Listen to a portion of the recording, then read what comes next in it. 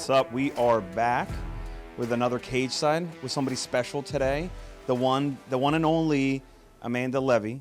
Thank you for having me on. The one who took down Goliath. Yep. Is that what we call her these days? I bring that like right in the beginning because I think I was following you before that, but that was like such a big thing. Are you still hearing about that match? Ironically, today I got nominated for Match of the Year for 2021 for Flo Grappling. All right. I probably won't win because it's like a vote-on based thing. How are you not going to win? Look at that picture. Yeah, it's my favorite picture, actually. I was actually going to repost it today because I was going to say, like, Yeah. I got nominated, vote for me. But I just feel like the other grapplers are just so much more popular and well-known. Okay. So if there was, like, an Upset of the Year award, maybe I would have won. But Like the Match of world the shocking, performance of the year. Yeah. First of all, did you frame this and put it somewhere? Not yet. Not yet. That is such a good frame. Like I know. Like forever. For I whatever know. your future ends up being, that's a cool picture. Yep. I want to get into your whole background and everything, but this specific match, how were you, like, did you know in advance that you were going to match Gabi Garcia, right? Yeah. So they put the seating out like the day before they announced the bracket, and I was the 8th, so I figured I was gonna go against her first. Okay. And there's only 8 women in the bracket, and she's always usually first because she's only lost to like 3 other girls before in like her I don't even know 15-20 year run of jiu-jitsu. And then the day before the match, they announced the bracket in front of you, and I was kind of like already prepared for it. So I had an idea. I wanted the match though because 1, it's like a big name, and then 2, I saw other girls that I've competed against go against her, and they did really well against her, and I was like, if they could do well against her, like I should be able to do well against her. Like, Yeah. I would love to see how I could do against her. So I was actually pretty excited for it. So we were talking about who did she fight for? She fought for not the UFC, but she fought in a big association, right? She fights MMA in Japan. In Japan. Oh, Yeah, makes so sense. I don't think she would get away with like her weight. So I think they like the spectacle over there, like the small person versus like, the huge person. So I don't know the name of the organization she fought for, but I don't think she would be able to get away with the weight over here. And here, who would she fight against? Yeah, exactly. Because I don't think the commissions over here would allow that. How big is she? Like, do you know the weight or? We heard through like the grapevine that in like 2019 she was like getting ready for this big tournament called ADCC, which is for grapplers. It's like the Olympics for grappling. Okay. So we heard that she weighed 265 for that when she was in shape. So she was kind of like sloppy looking here. I mean, because at one point she got like steroid jacked. Exactly. Yeah. Yeah. And so she was kind of like a little like chubbier here than just more muscular. Yeah. So we're thinking she was like 270 at least. Yeah. And people would be like, "Oh, she's only like 220 something." I'm like, I am 160 pounds. Like, I am not a tiny. I'm not a tiny girl. Like, but the thing is, honestly, I thought you look tiny based on everything you're in those photos. You look at that. She makes me look like I'm 110 pounds. Right, there. and like 5'2". Yeah. Yeah. And it's crazy because if you look at her hand compared to my head. That's true. How tall was she too? She's got to be 6'2". 6'2". Oh my god! What a fucking beast. Well, it's very impressive, and I'm sure you were so thrilled. We were watching the video earlier because you ran off to celebrate. Yeah, I know. I usually don't like celebrate too soon like that, but You're like riding the bull. We had words. Yeah, that's what everyone said. Everyone's like, it's so funny. It looks like you're riding a bull. But we had words the day before. Okay. So when they released a bracket in front of us, they had us all at like a long table with like the microphone in front of us, and they were asking how we felt about our first match. And they asked her first, and she said something along the lines of that she didn't really know me or whatever, and that she was ready, whatever. And then they asked me, and I said, I don't understand why she didn't weigh in, because we all weighed in. Not that she had to weigh in, but you were expected to weigh in. Yeah. Like, everyone was there besides her. Okay. Like, even other divisions, like, everyone was there besides her, unless they had they were late, like, because of the plane situation. Like, a lot of planes were getting canceled, like, flights and stuff that week. And but she showed up right after weigh-ins and like was so arrogant. Convenient. Yeah, was so arrogant walking in, like the whole everything. So I'm like getting like annoyed watching her walk in and thinking she's like hot stuff. Yeah. And But is she huge in the grappling world? yeah, so she's like a 4-time ADCC champion, which is again like the Olympics for no-gi grappling. And yeah, she's known all over the But place. she's not going against people her own size in those either. No, like no one's even close to her weight. It's like, kind of a weird, yeah. So that division, those credentials are a little iffy. Yeah, that division was 145 plus. So all of us weighed around like 155, and then there was one girl that weighed like I think 180, and then it was her. Okay. So I'm like, but like she didn't weigh in because she didn't want everyone to know her weight, obviously. Yeah. Because then everyone would be like, well, you have 100 pounds on these girls.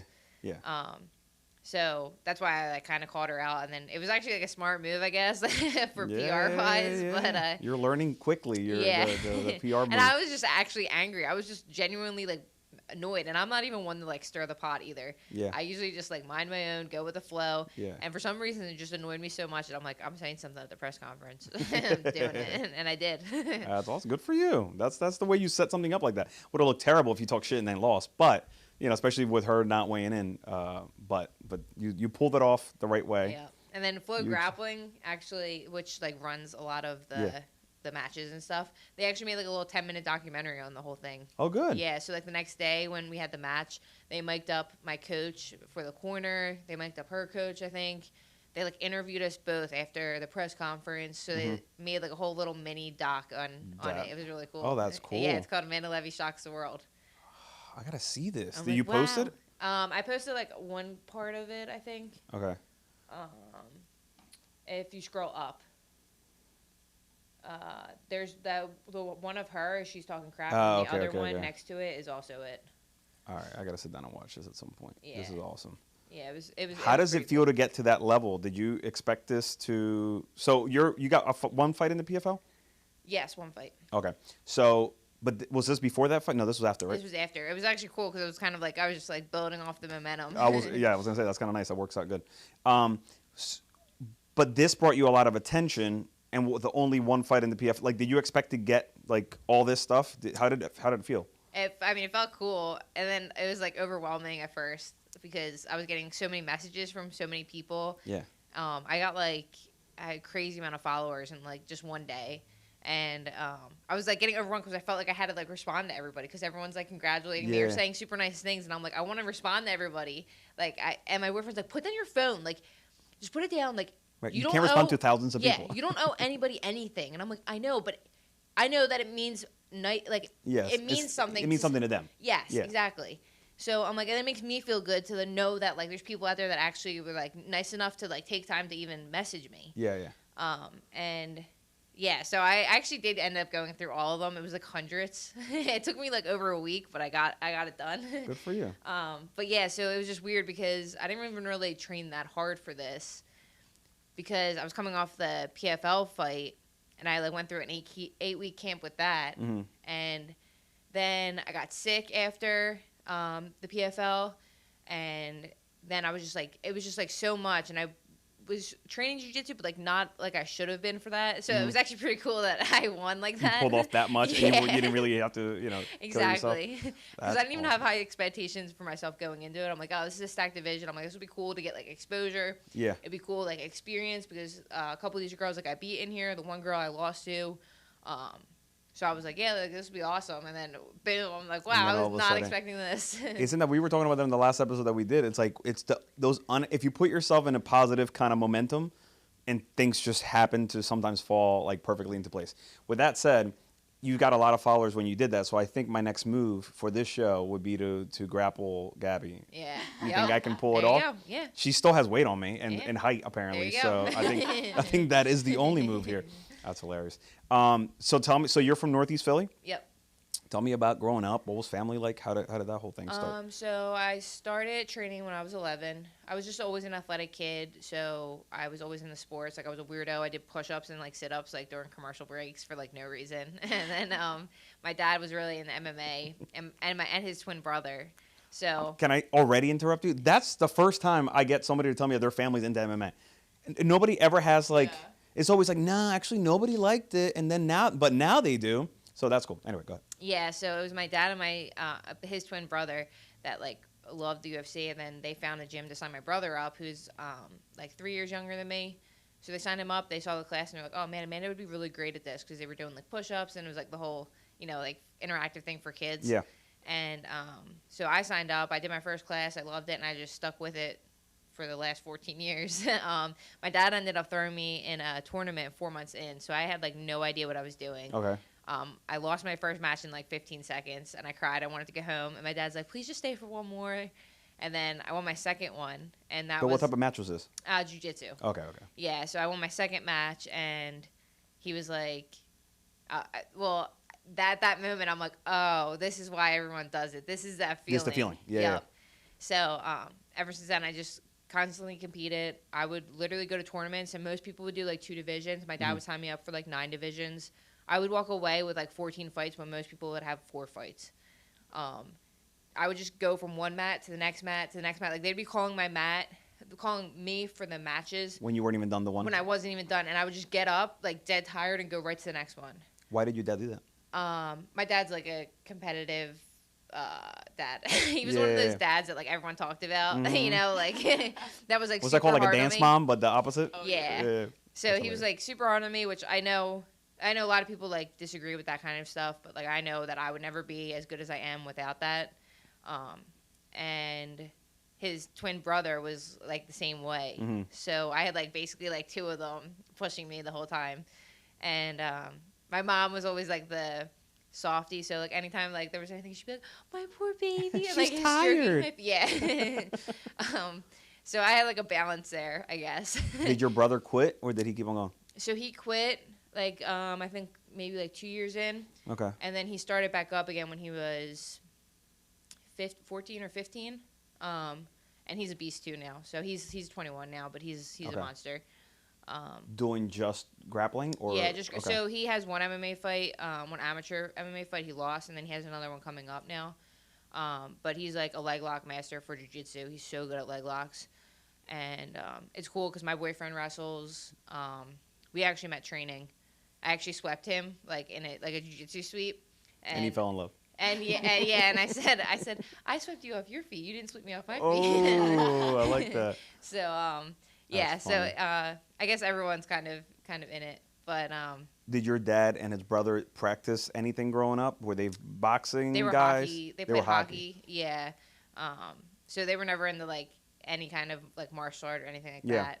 But yeah, they just loved watching the UFC, so that's what they got us in for it. As a family, are you guys still big UFC watchers? Oh yeah, I mean they are. Like I like dabble in it. I'm never one to like watch sports though. Like I'll watch like big Really? fights. Yeah, I watch big fights. I watch like big games like the Super Bowl or something. But for some reason, I just can't keep my attention. So you're super athletic. You're obviously into sports, but not necessarily as a spectator. Like Yeah, I always said that too. Like I was never a spectator. Like, I'd rather be doing it than spectating. right. So Everybody's watching and you're doing push-ups in the back in the hallway. yeah. So like I'll watch like big fights. Like if there's an interesting fight on, I'm definitely tuning in. Okay. I learned to start liking watching a little bit more because I feel like I've been like watching a lot more footage now that Yeah. that it's for like beneficial reasons for like my training. Yeah. So that's the reason why I started getting more into it. But You're still, studying tape at all like times. my basically. my dad and my brother, they like know the fighters. Like, Yeah. will be like, oh, this one's gonna win, this one's not gonna win. Like they are like so into it, where I'm just like, I know like the big names and that's that's about it. So we're not talking about fights because this weekend they're not big enough for you. I know that much. Oh Lord. So, what was your mom doing? Well, what does your mom and dad do for a living? They're both nurses, so they met in nursing Oh. school. Oh, that's Yeah. cool.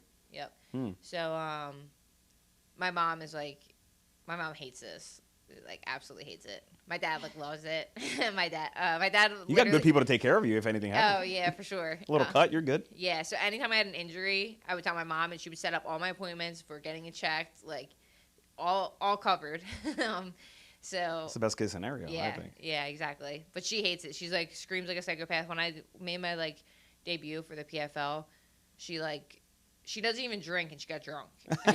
So, and then my first MMA fight ever, she was like screaming like a total maniac to the point where my sister was like, "Mom, shut up. You sound like a psychopath. Because she's like, that's my daughter. So, And that was an amateur fight? yeah. So how many amateur fights did you end up having before? I had 2 amateur fights. Okay. So my first amateur fight was like 2 minutes. Well, like I know it's like great that it was like 2 minutes, but it also like sucks because like I don't have the experience. Time. Yeah.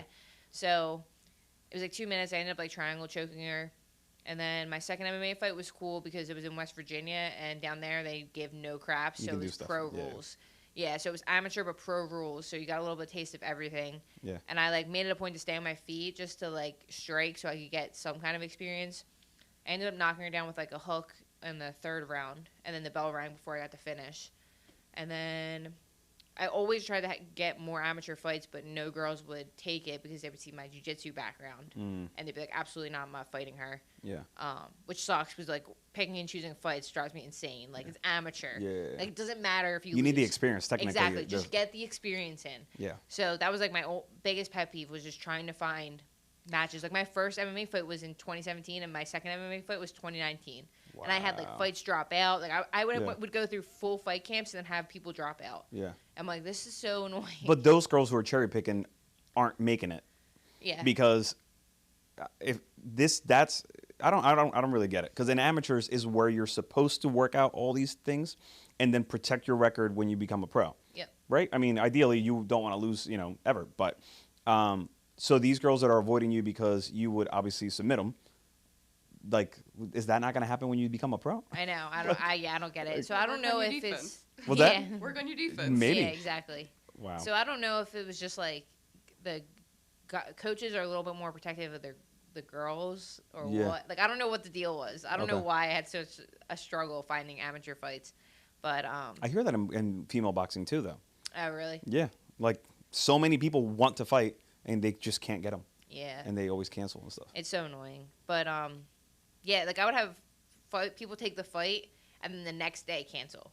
I guess because they would, like, look me up and then cancel it. They would say, hell yeah, and then look you up. Fuck no. All right, I'm out. Yeah. Wow. So, yeah, so that was just annoying I think social media also affects, like, without social media, people would probably just, oh, have you heard anything about that fighter? No? All right, let's do it. Yeah. But now they can look you up and see all these examples, and then after you beat freaking Gabi, nobody's, going to take that at all.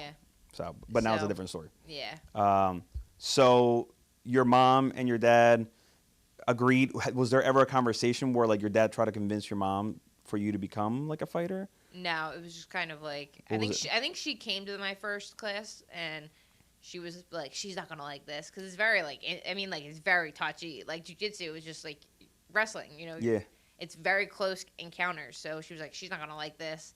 And then I came off the mat. My dad's like, oh, you like it? And I was like, yeah, I like it. And then I think she was kind of like annoyed. Yeah. But yeah, no, they just kind of just went with it. My mom never like argued or told me not to do it. She's always been supportive. Like, even though she hates it, she's still super supportive of me, which is great. Yeah. You always need that. But and it's cool because like my sister is into it. When I fight, my brother is like my brother. He's probably gonna kill me if he sees this, but you mean if everybody sees it? He cried after I won my second fight, and then after I won my pro debut. He gets so emotional. Bro, he cried. Bro, what are you doing? No, that's a sweet thing. That's good. That means he cares. Exactly. Or he was tense as shit. Yeah. And then as soon as you complete it, you're like, oh. Yeah. So that's nice. Yeah. So it's nice to have the family support. Yeah. The brothers sometimes can be the sensitive ones in the household. So there's 3 of you. Yep. Okay, and then your sister's older. Yep. So you're in the middle. Yep. All right, how did that happen? Like, how did that work out growing up? Was she the bully in the family though? Well, too. I'm just a super easygoing kid, where they're both high maintenance. Yeah. They argue all the time, so I'm best friends with both of them, and then they hate each other. I mean, like, not hate each other, but like they just bicker nonstop. I guess because there's more of an age difference. Like, if we're going out to eat, it's, where does Evan or Alexa want to go? It's never, oh, where's Nina? Yeah. Which is fine. I'm cool either way. Flow, yeah. But, yeah, so I was just always the easygoing one. That's funny. So when does the moment where you decide to turn pro, like, when does that happen, and how does it feel to make that decision? So that was, like, another huge story as in itself. So I was actually supposed to get signed with Bellator first, and I went through a whole fight camp, a whole weight cut. That was for 145, which I would rather fight at, but PFL doesn't have a 145. They only have a 155, which I make 145 super easy. Like it's a super easy cut for me. So I was supposed to fight for Bellator, and then I got my physicals done, and you have to get an MRI of your brain. So I got an MRI of my brain, and then the week before my fight, I was supposed to leave like in 2 days to go. Like they make you quarantine, and they call me and they're like, "We can't clear you for your fight because we found something on your MRI. You have to get more testing done." So by the time I was able to get more testing done, the fight would have been over. It was like a couple weeks after the fight.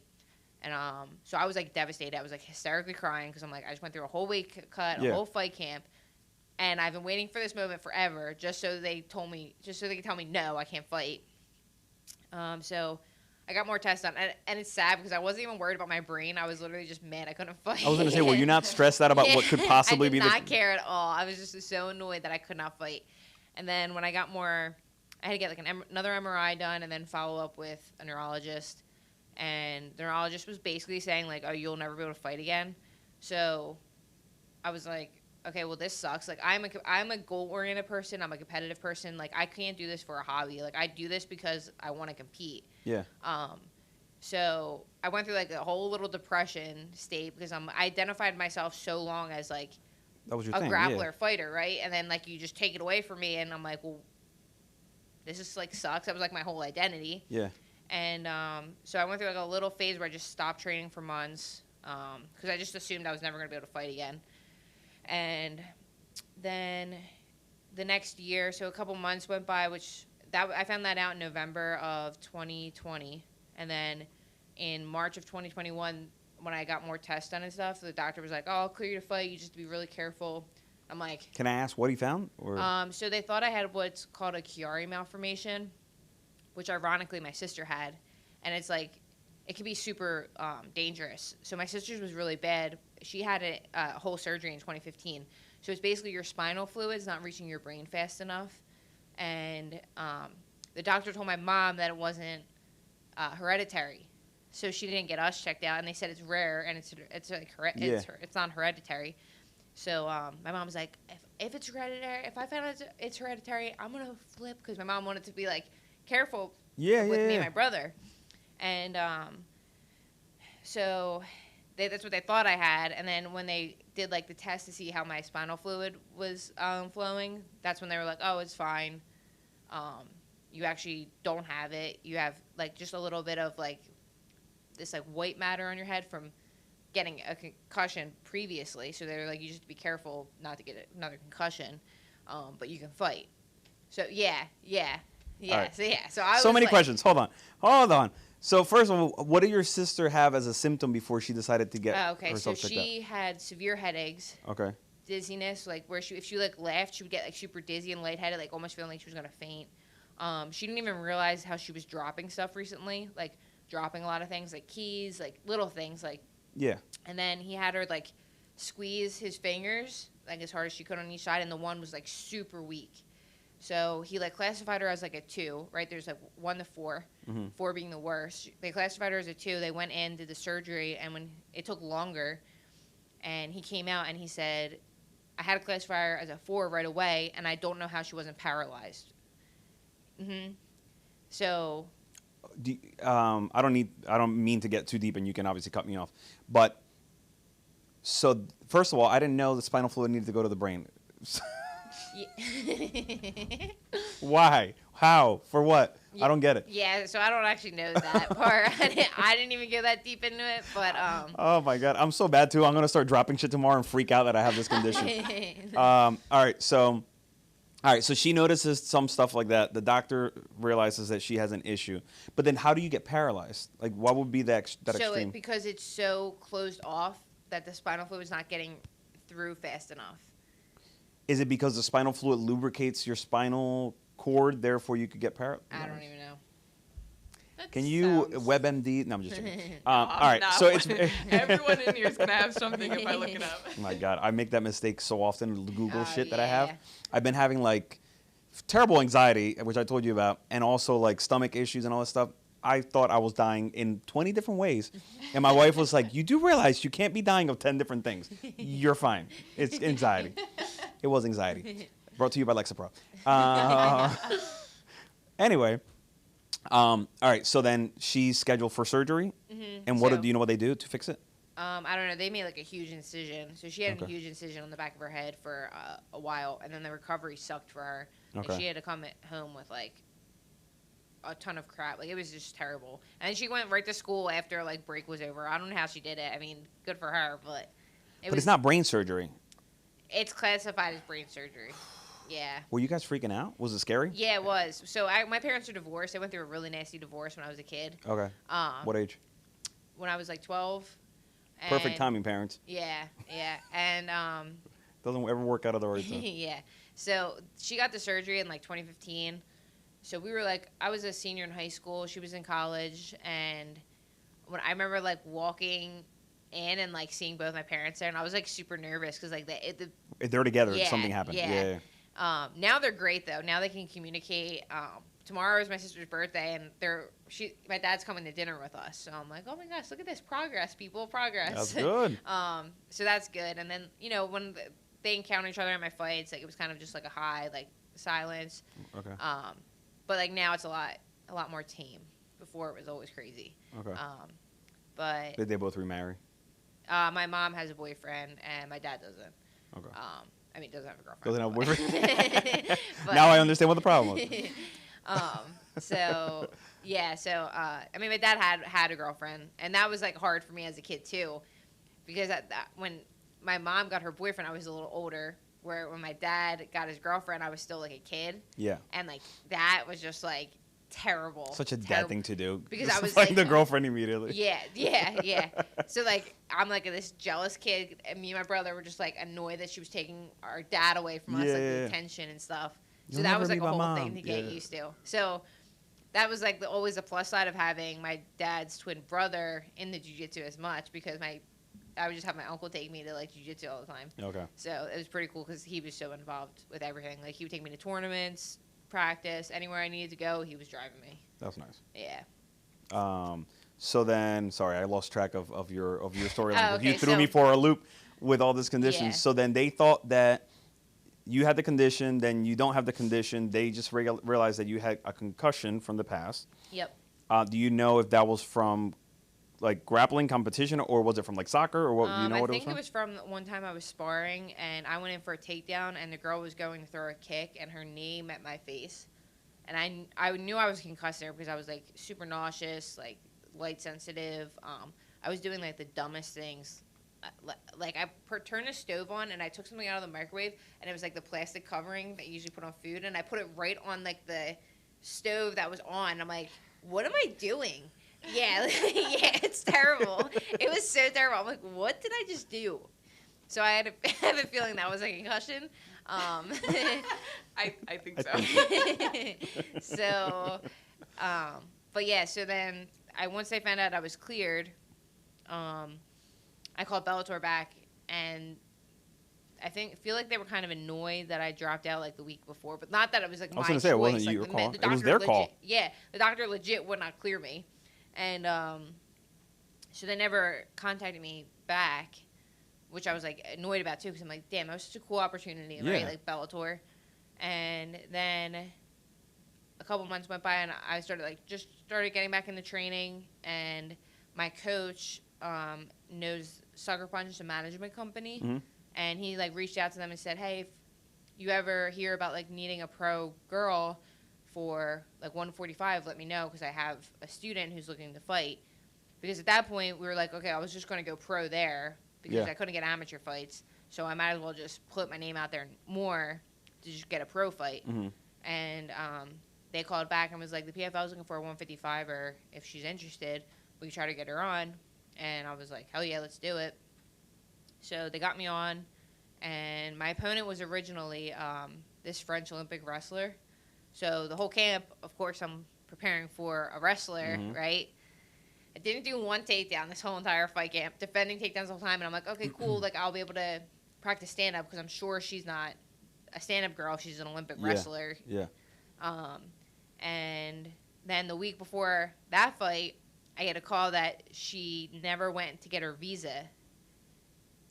So again, here I am in the car crying hysterically. I'm like, why can't I just fight? Yeah. Why does all this fluke crap happen? Why can't I just not? I love the poor people driving by you or whatever. You're in the car crying. They're like, "Oh my God, what's wrong with her?" Yeah. You're like, "I just want to fight." Yeah. So I'm like, I take turns calling like my boyfriend, blubbering, my dad, my mom, my sister, and like anyone that would just listen. And then they were like, my coach was like, just train continue training like we have a fight. We'll still go out, and if they can find you someone, they find you someone. If they don't, they don't. And I'm like, okay. But then it was like super hard to even want to train. It was super hard to want to eat healthy because I'm thinking the fight's off the table. So a whole day goes by, and I'm just like assuming now that they're not gonna find me a fight because it's been a whole day. And I was like, you know what? And I texted my boyfriend. I go, you know what? If they find me a fight, I don't even know if I'm like mentally sane now to want to fight. Like, because now I'm just like mentally messed up. Yeah. And I shit you not, 10 minutes after I sent that text message, my coach calls me and goes, "They found you a fight." And I'm like, text him back, just joking. Yeah. I'm so ready. I'm like, oh my gosh. So they found me a boxer, and I was like, okay, I guess worse comes worse. I'll just take her down. And we went out there, and it was just like such an awesome week. I felt great. I was probably in the best shape of my life. And like the whole week out there, they have you quarantined. They really treat you like a pro there too. The PFL is such a great organization. And then I went into my fight. I tried to stay in the first round, which I was actually really happy with how I looked on my feet. Because you looked from my last amateur fight, my stand-up to my first professional fight, like it literally looks like I upgraded like years. Yeah. Like it was just another level of like striking. I'm like, I actually look like a striker. Like in 2019, I looked like I was a girl fighting, whereas August 2021, I'm an athlete. I legit looked like an MMA fighter that knew what they were doing. Right. So I was like, oh my gosh, this is so awesome. And I was winning the counts, the punch counts and kick counts, and like stand up on my feet, and just one punch caught me. My legs turned off, but like I was still aware of everything that was happening. I'm like, my legs, where'd my legs go? And you're like, oh no, I'm gonna go back to the microwave thing again. Yeah. And I just was able to grab a leg, put her against the cage, take her down, and then get the rear naked choke in the first round. So I was looking you up earlier today. I think, doesn't the PFL have you with like a one loss though on their website? I actually don't know. I was very confused because I thought you were 1-0. No, yeah, I won that. So yeah, I don't know actually. Can you look that up on their site? But it was very confusing because it doesn't match up with anything else that they're saying. Was she like Russian looking blonde, short hair or something? Yeah, she was blonde. Yeah. I just thought it was weird. So did you understand the way the PFL works when you signed up for it? Yeah, vaguely. Like I knew that they have like seasons, and then you gather points depending on how you win, and then they put you off in a playoff division. Do you like that concept? Yeah, I think it's cool. I think it's different that it's cool, like because it's different. It's cool. Yeah. I did not understand for the longest, and then when who was it? Dawkins who explained it. Somebody explained it very well, and I'm like, all right, I can get behind this. Like it's actually kind of cool that you can look forward to the season. And it's more of a professional almost mentality, right? Like it's almost like not professional, but like a professional sport. Yep. Versus the instability that is. Yeah, it's cool, and then I can also see like the other side of it where you just want to like fight, like you want to just get as many fights as you can on as many cards as you can. But I think it's cool because you're fighting for $1 million at the end of the year too. Right. So they're paying you well already, and then you get to fight for $1 million. You can't really like beat that. Right. So. Yeah, I really like the PFL. They have, like I said, such a great organization. They like anything I needed, I was there. I could just text anyone and they would bring it to me. Like it was really cool. And the hotel was like awesome to the point where me and my boyfriend were outside and they have like this outdoor pool and it like overlooks like the city of Fort Lauderdale. Okay. And me and my boyfriend were like, wow. I'm like, I never thought I would like be. It looks like we're in a magazine. Yeah, and yeah. my boyfriend's like, I know. I never thought we'd be like I would be here. And Right, I'm right. like, look at us. Right. They put me here too, Yeah. like because of what I do. This is awesome. Yeah. Oh, what a cool feeling. Yeah. So was that just a hotel they put up the fighters in? Yeah. So they had a different hotel that they put the fighters in, and then you fought at the Hard Rock. At the Hard Rock. Okay. Yeah. Do they do a lot of Florida cards or? Yeah. So they were in between Florida and AC. And then, so I don't know if they do that same concept this year, but it was AC and Florida they were going back and forth with. Gotcha. So then where are you at with the PFL? What do you have anything lined up? Nothing yet. Their season doesn't start till like May or June, I think. Oh, okay. Yeah. All right. Which is like fine because like I know I'm going to be the least experienced in that division, so it's just cool to get extra training in. Yeah. At first I was like, damn, like I just wanted to fight, but it's probably smarter that I have more time to.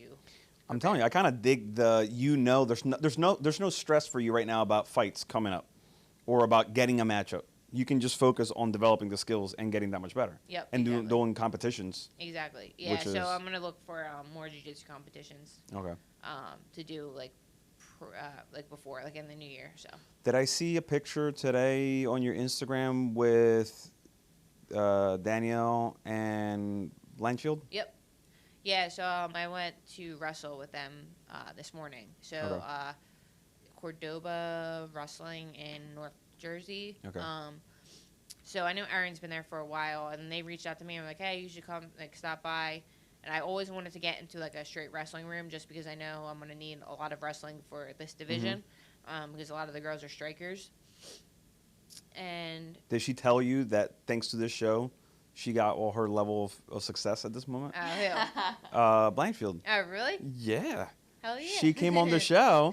This little unknown from wherever. Okay. I'm just sharing it how it went. And she called out, what's her name? I'm blanking.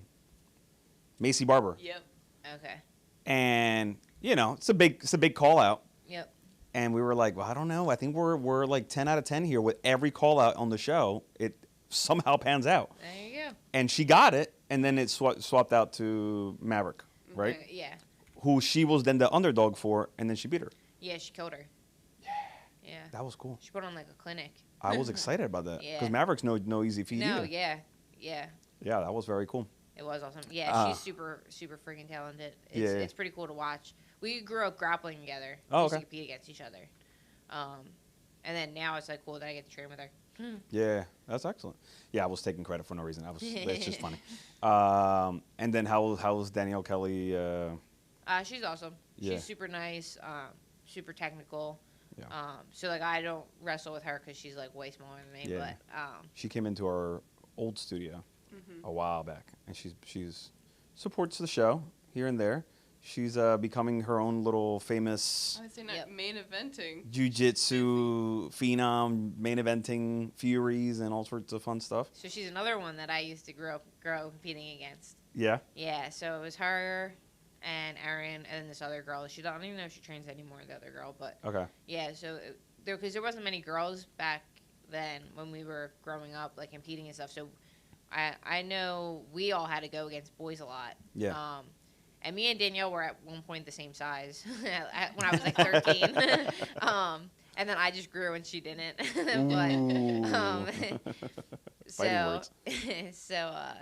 yeah, so it was just cool to watch all of us be at like Yeah. such a high level now. I was going to say, that's really cool that you guys all, I think it's nice when you compete against people and then you kind of sharpen each other or whatever it might be, and then you kind of see each other again at a much higher level. That's yeah, cool. for sure. So what's next besides just wait until May? Do some more grappling events? Yeah, I'm looking to do more grappling events, and then I've started training in the gi a little bit more about like 2 months ago, and I'm like having fun with that. So I said I want to do like a small like gi tournament just to see how I would do, because last time I competed in the gi was like I was 16. Yeah. And I think it was a blue belt, so it'd be cool to see where I'm at now with the gi. Be as a careful. black She's a belt. blue belt. Did you get upgraded recently? No? Leave me out of this, please. People got upgraded. Well, I'm no belt, so.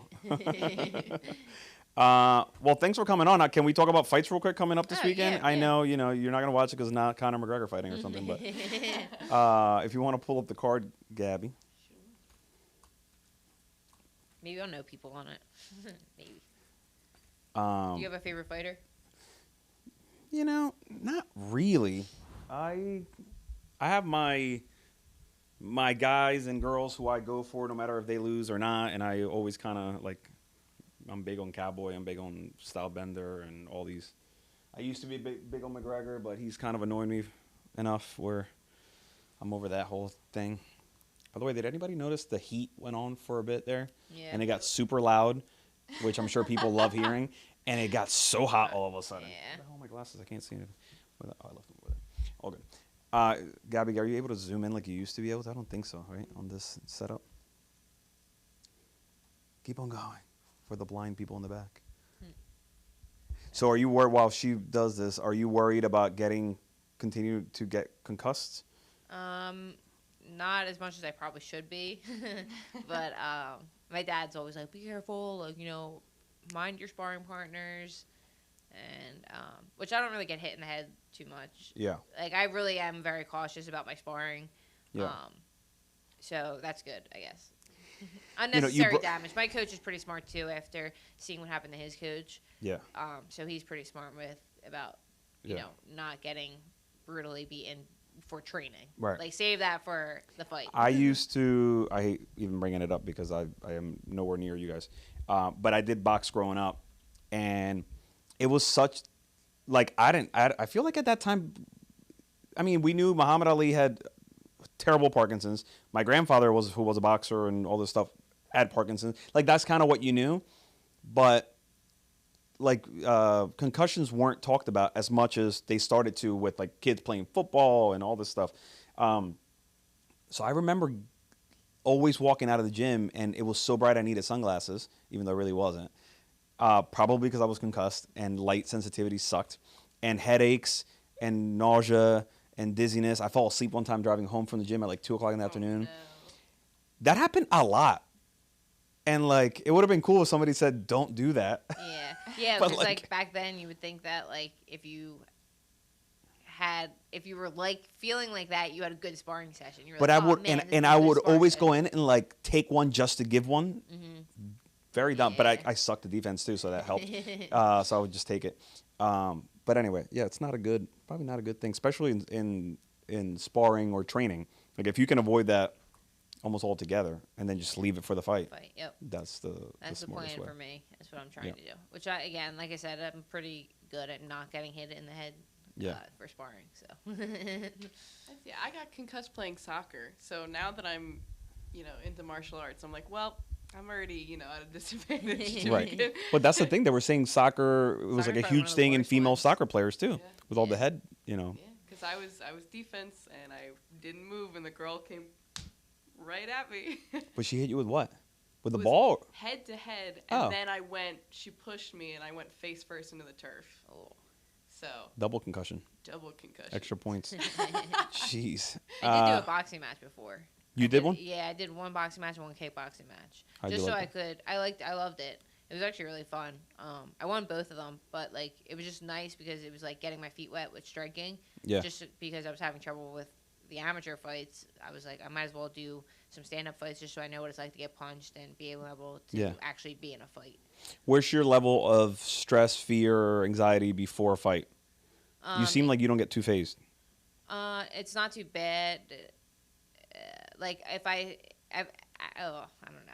So I just started working with a mindset coach, which the PFL fight, I was probably the best feeling. Like, I felt the best I've ever felt mentally. He was just, like, teaching me how to, like, control my thoughts, what I should be thinking, what I should be telling myself, and if I, like, detoured out of, like, those thoughts, how to bring myself back to it. And the PFL provides that? No, I Oh. found him. It's called Wrestling Mindset. His name's Mike Moore. And it helped me a ton. Wrestling mindset? Yeah. So it's just basically competition mindset and how to go in there feeling your best and, like, basically making yourself happy instead of nervous, because you'll perform better when you have dopamine in your brain versus cortisol when you're nervous. I feel like that's good for anybody. Oh, absolutely. You know what I mean? I would recommend a mindset coach to anyone and everyone because it helped me so much. Huh. I did a concept for a female oriented fighting show, like a docu-series type of show, and now I came up with it based on like knowing some people hired like mental coaches or whatever, but I couldn't find too many or even people who used them. But the concept was that like this one mindset coach was like the common thread between all these other female fighters, and that was kind of like the center point. Gotcha. Kind of like these shows where like they go see a psychologist, but it's about it would be about that, and then you would follow the fighters throughout their ups and downs and all this stuff. But anyway, I just thought that was a very unique aspect of the sport that's not really that common. Yeah. So I mean, it helped me too. Like even going into like the Gabi match, like talking to him, like it's nice to have like a third party that's not your family and not your coaching. There's no interest in there, yeah. Yeah. So it's just nice to have someone on the outside that's be able to like talk you through stuff. And you're able to call this person. Whatever. Yeah, like I was texting him today about wrestling. And he was like, "Oh, what'd you like most about it? How'd you feel doing this?" Because he's a big wrestler. Like he actually wrestled. Yeah. Like all of his life. So like when I told him I was wrestling, he was like thrilled. But he's great for like anything. Tell him to come on the show. I want to talk to him on the show. Yeah, he would. That would be a great conversation. Yeah, he absolutely would. I just want it so he can psychoanalyze me. You just want a free session. And I just want a free session. No, but tell him that would be awesome. I think that's a big deal. I mean, everybody, whether you use one or not, like, is the mind not at least 60% of this whole thing, if not more? Of it, yeah. And the more I worked with him, the more I realized how my best fights were when I was mentally the best, and like my worst fights were when I was But I never analyzed it before, so I wouldn't have known until he made me analyze my worst fights and my best fights and my mindset, like things that happened before them. Like everything just takes a toll on it. But that's any profession and any, right? Yep. You want to be the best parent, your mind's got to be right. You want to be the best fucking chef. If your mind's not there that day, you're not going to perform. In your case, obviously, there's higher stakes, but it's a big part. Yep, absolutely. All right, we're going to line them up. All right, what do we got? Calvin Keator versus Giga. I call him Giga. I think that's mispronounced. Is it Giga? I don't know. Whenever I see the last name, I just want to say chickadees, and that's not what it is. Yeah, it does kind of look like that. Gabby, let's not call him chickadee, all right? Do you know who these people are? Nope. Okay. Well, I will tell you my limited knowledge. I promise I was so much better when I would break down fights and study them, but now it's more about just fun conversations, so I don't. And that's a bad thing. But Calvin Keator is one of my favorites. Kind of up-and-coming names. I think this is the first time he headlines besides his fight against Max Holloway, where he got... Talk about concussions? So I did watch that fight. The man got concussed for 25 minutes. So a lot of these people I know, but I don't really I feel know. You know what I mean? But he's out of Boston. He's out of I'll call it the Wrecking Crew. That's not the name, but it's like some Robert Font. There's a bunch of guys who are really legit coming out of that gym. I would always pick him coming up until the Max Holloway fight against anybody because of how great he is. But then he's fighting now. Well, this is his first fight after that, so who knows how he's going to be. But then he's fighting this Giga guy who, I don't know if you've seen him kick to the body, but it hurts me watching it. Yeah. Oh, my fucking God. Kicks in general are just brutal. They are. And the sound that this guy, like, emits when he hits you, it's unlike anything. He's supposed to be like, I think Dana White's pumping him up as like, after this fight you're in the picture of the I guess not title, but against those top 5 or whatever. So I think this actually could be a fantastic fight. It's probably going to go under a lot of people's radar. Well, actually it would, but considering there hasn't been UFC for 4 weeks, I think it is. I think people are excited to see any fighting, so it might have some good numbers. Right, but where everyone's like spoiled now because UFC's been just every pumping week out cards when it used to be like once a month. I know. Crazy. It's great. I mean, it's great, but it's simply too much time spent watching fights. All right. So anyway, we can make picks. Might as well while we're at it. Do you have any predictions here? I'll go Calvin. Yeah. Yeah. All right. The Max Holloway fight was pretty. Yeah. Well, he didn't go down. That guy can take a punch. Yeah. damn it, something tells me that Chickadee, your favorite fighter, might take this one. As much as I want to see Keator win, I want to see Keator win, but I think I'm going to go with Giga. Any picks, Gabby, over there? I'll go Calvin. Yeah. I'm gonna go. Right. I can say his name. Because you can say his name. All right, who do we have under them? Yeah, don't know who these guys are. Yeah, I don't know them. Let's keep on going down. Who else? Let's see who do we find that we know? Caitlin. I know Caitlin. Oh, Chukagan. Yeah, Yep. I used to train with her a little bit Mhm. when I used to train at Ricardo Almeida's. Mm-hmm. She's cool. She has not been on the show yet. We have been trying. She's friendly with the Andersons, and they were gonna try as well. I'd like to have her on the show. I think she's a badass fighter. Absolutely. Yeah, her she's stand-up- talented as all hell. Her stand-ups. Uh-huh. A+. Mm-hmm. And she's going against the top. She's going against who? Oh, Maya? Yep. Mhm. Yeah, she's got this. I'm going to go Chukagan on this one. Yeah, I'm gonna go with her too. Yeah. I mean, Maya just fought somebody big, too. Didn't Maya get wasn't she the main event? Who the hell did she fight? Was she Shevchenko? Shevchenko? Yeah. Might have been Shevchenko. Yep. I guess that makes sense because they Yeah. both lost to her. So Right. That's true. they fight each other now. And it's also don't like think she's anyone's like beating Khabib. her. It's like the washout because nobody beats Yeah, fucking Shevchenko. So exactly. all right, not the younger sister. Poor Valentina. Antonina. Sorry. Mm-hmm. Dakota Bush. Nope. Man, I feel bad. I should know these guys. It's too many fighters. There's a lot of fighters I've never even. Too many fighters. I thought I was gonna know some more, but I don't. Yeah. And guess what? I'm right there with you. Is this it? Yep. Oh Well, God. 'cause we got the big card week after. Yeah, we can talk about it. But also, I'm not that excited for this card either. Yeah. Mm-hmm. I actually saw, I think the UFC posted like starting the year off with fire, and it was like, and I was like swiping through the different, I don't know, posters for each one. The end of the year fights were great. Ridiculous. The whole last year was great because actually the last year started with Max Holloway and Keator, didn't it? I think so. I think that might have been the first fight of the year. Yeah, last year's cards were A+. So upset after upset. I don't know if it was just because the fans were back and like Yeah, the electricity energy. and the energy, but man, the upsets and everything were just so crazy last Yeah, year. yeah, I'm with you. So yeah, none of this is like, none of these cards are like blowing me out of the water here. Ngannou and Gane. What do you think about this?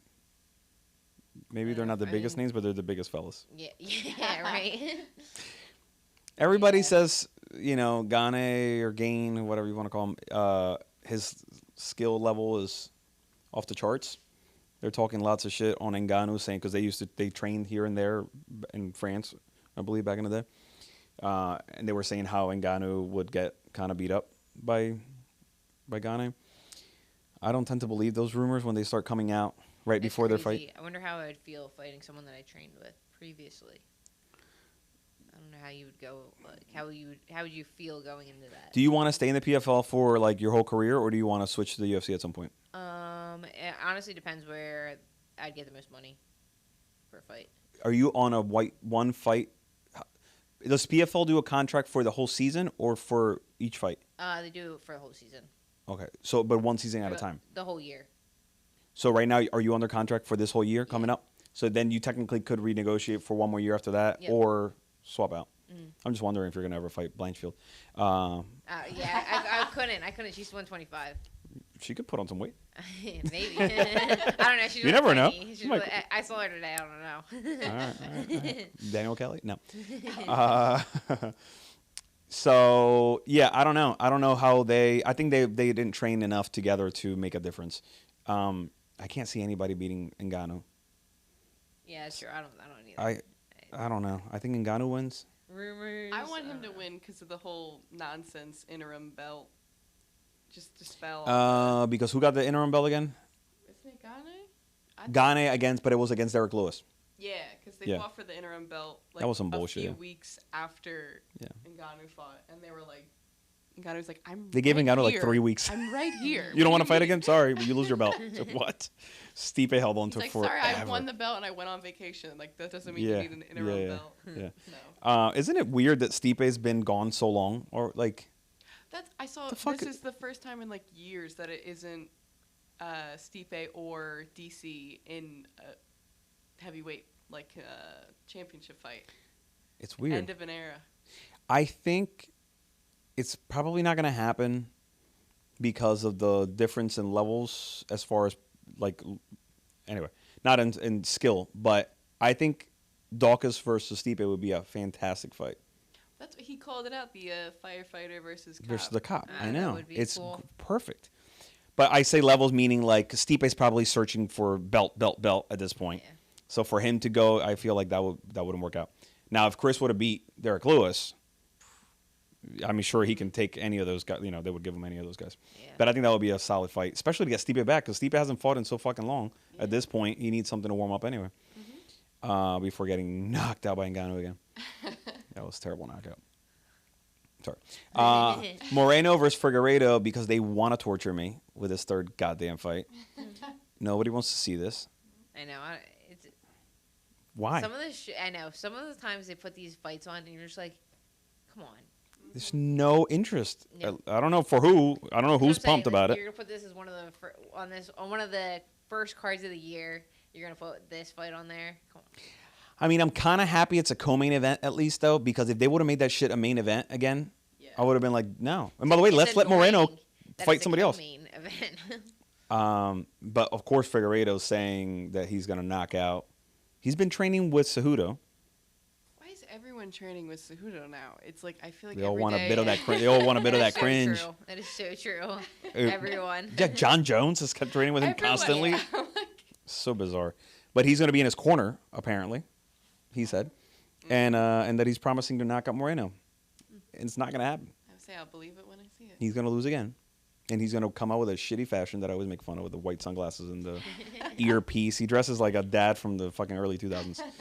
All right, sorry. I go hard on him. If he ever wants to be on the show, he can be. Is there anybody else coming up? No? We're talking about? No? All right. We can wrap it up. Thanks for coming on the show. Oh, thanks for having me. Thanks for forcing you to be on yet another podcast. No, I enjoy it. I love talking to people. It's fun. You had some you threw me for a many loops there, especially with your sister and all that medical stuff. You got me paranoid.